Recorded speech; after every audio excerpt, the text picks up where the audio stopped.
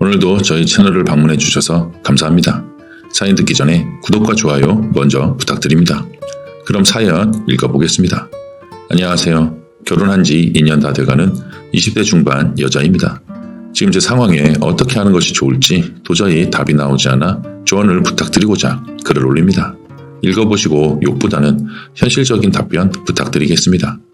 저희는 결혼식은 올리지 않았지만 양가 부모님 상견례 및 허락을 받아 혼인신고를 하고 2년 가까이 살고 있습니다.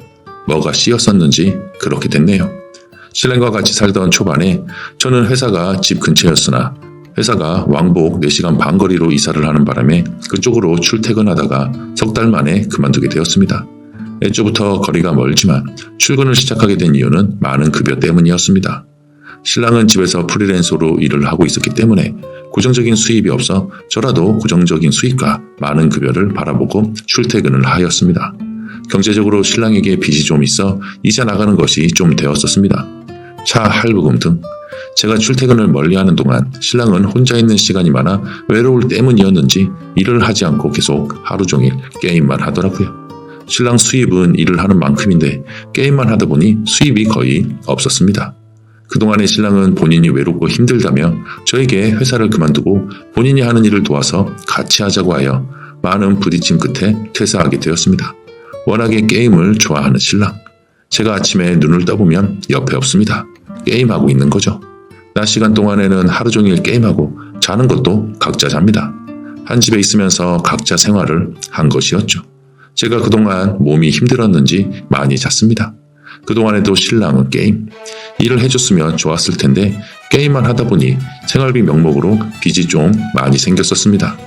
게임을 하는 건 뭐라 안 할 테니 밤에 잘 때만큼은 같이 누워서 자자고 울어도 보고 부탁도 해보고 애교도 부려보고 화도 내보고 그렇지만 다 소용이 없더라고요. 그동안 저는 너무 외롭고 신혼인데 이렇게 사랑받지 못하는구나 라는 생각부터 해서 자존감도 떨어지고 우울증 초기 증세까지 와서 신랑에게 제가 힘들다는 표현을 많이 했지만 신랑은 신경을 안 쓰더라고요. 결국엔 빚을 많이 져 이자가 감당하기 어려워 기존에 살던 전셋집을 빼고 월세로 들어갔습니다. 보증금 남은 것으로 제 명의로 된 생활비 때문에 진 빚들을 청산하였지만 전세자금 대출이 남아 있었습니다. 계속 이렇게 외롭게 사랑받지 못하고 게임만 하고 말로도 너무 많은 상처를 주는 신랑. 헤어지자는 말을 여러 번 했었지만 울면서 빌고 잡길래 마음이 약해져 계속 믿어보았던 게 2년이 다 되어갑니다. 남들은 깨볶고 살 텐데 말이죠. 정말 마음 굳게 먹고 헤어지자고 통보하고 부모님 댁에 내려와 있는 동안 신랑은 게임도 절대 안 하고 일이든 뭐든 다 열심히 하고 제가 시키는 대로 무엇이든 다 하겠다고 노예처럼이라도 살겠다고 하더라고요. 진작 내가 힘들다고 도와달라고 할 땐 신경 안 쓰더니 한 이 상황까지 오게 돼서 마음 다치고 사랑이 없어지게 한 게 누군데. 아무튼 시골에서 생각을 끝내고 다시 집으로 올라갔는데 신랑이 몸에 이상이 생겨 응급실을 같이 가보니 뇌경색이라고 하더군요. 젊은 나이에. 가족력이 있는 병이라 아버님 쪽 유전인 것 같습니다. 어머님은 심장 쪽이 안 좋으시고 병원에 입원하고 여러 검사를 받을 동안 신랑과의 관계도 중요하지만 건강을 회복하는 게 먼저기 때문에 아내로서 도리는 다하였습니다. 퇴원 후 이런저런 얘기를 나누던 도중 제가 헤어지자는 의사표시를 또 했습니다. 제가 시골에 있는 동안 신랑과 다시 한번 잘해보자는 약속했었으나 마음이 이미 다친 상태라 그런지 또 아픈 신랑을 평생 챙기고 가족력 있는 병이 있는 신랑을 생각하니 자신이 없어지고 더 헤어지고 싶더라고요. 자세한 얘기는 안 하고 내 마음이 열리지 않고 용기가 안 생긴다. 2년 동안 되풀이했으면 된 거다. 난 이렇게 살고 싶지 않다. 등등 얘기했으나 이젠 본인이 어떻게 해도 제가 마음이 바뀌지 않을 것을 알더라고요. 그러면서 본인이 저를 잡을 방법은 경제적인 것밖에 없다고 전세자금 대출을 저 혼자 떠안게 생겼습니다. 많은 금액이라 혼자 해결할 수 없는 것을 아는 거죠. 전에 제가 신용불량자가 되더라도 이혼하고 싶다고 했었던 것을 이때다 하고 이용을 하는 건지 지금 사는 월세집은 제 명의로 되어 있지만 그냥 제가 다 포기하고 나가기로 했는데 맞는 것인지 신랑에게 마음은 다 떠났고 더 이상 같이 살고 싶지 않습니다. 그러려면 정말 경제적인 것들을 제가 다 포기해야 할까요? 부모님이나 사촌 오빠들은 이런 부분 알면 신랑 가만두지 않을 텐데 또 쓰러지지 않을까 걱정입니다. 긴 글 읽어주셔서 감사드리고 조언 좀 부탁드릴게요. 추가입니다. 현재 어느 정도 정리를 할 수 있게 되었네요. 어느 어떤 분이 사람 아플 땐 버리는 게 아니다 라고 하셨는데 맞습니다.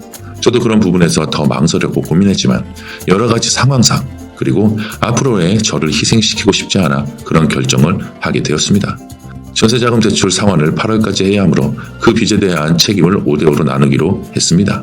저는 아예 한 푼도 못 받고 나가야 할 줄 알았으나 그나마 다행이네요. 집 보증금 빼고 이것저것 하면 신랑이 저한테 해줘야 할 50%의 빚은 처리가 될 듯하나 그 부분은 공증을 써서 8월까지 저한테 갚겠다고 하더라고요. 그래서 그렇게 하자고 했고 그래도 다행인 건 그동안 저를 안 놓아주었었는데 이번에는 정말 정리가 될 것 같네요. 이혼 처리도 8월에 해준다고 하는데 그동안 서로에 대한 생각이 바뀔 수도 있다고 자기 믿어주고 기다려달랍니다. 본인 많이 바뀌고 일도 열심히 하고 건강도 챙기고 있겠다고 그때 다시 한번 생각해달라고 하네요. 이게 잘된 일인지 모르겠으나 우선은 어느 정도 끝이 보이기 때문에 좀 후련한 감도 있네요. 내가 지쳐 헤어지고 싶더라도 신랑이 안 놓아주기 때문에 저는 제가 여기서 벗어나려면 경제적인 부분들도 다 제가 떠안아야만 하는 줄 알았는데 그나마 덜 떠안게 되어서 다행이라고 생각이 드네요. 인혁의 생각. 사람 아플 땐 버리는 게 아니다 라고 하는 게 말이 맞습니다. 그런데 버린 게 아니잖아요. 자기가 버려진 거죠. 버려주고 싶어서 한 행동이라고밖에 생각이 안 되네요. 남편으로서 가장으로서의 모든 책임은 뒤로 하고 게임이나 하고 자빠져 있다니 누가 저런 남자랑 살려고 합니까? 그렇다고 아내분을 사랑하지도 않는 것처럼 보이기까지 하는데 꼭 8월에 이혼 처리하시기 바랍니다. 남편분이 많이 바뀌고 일도 열심히 하고 건강도 챙기고 있겠다고는 말했지만 그건 너무나도 당연한 이야기입니다. 왜 그 당연한 걸 왜 안 했는지. 버스 떠나고 손 흔들어 봐야 버스는 되돌아오지 않는데 아무튼 8월이 되어도 냉정한 마음으로 선택을 하시길 바랍니다. 만약 여러분이 순이의 상황이라면 어떻게 하시겠습니까? 여러분의 소중한 의견 댓글로 남겨주시면 감사하겠습니다. 이번 사연은 여기서 마치겠습니다. 다음에 업로드되는 사연도 많은 시청 부탁드립니다. 지금까지 사연을 읽어주는 남자 인혁이었습니다. 끝까지 시청해주셔서 감사합니다.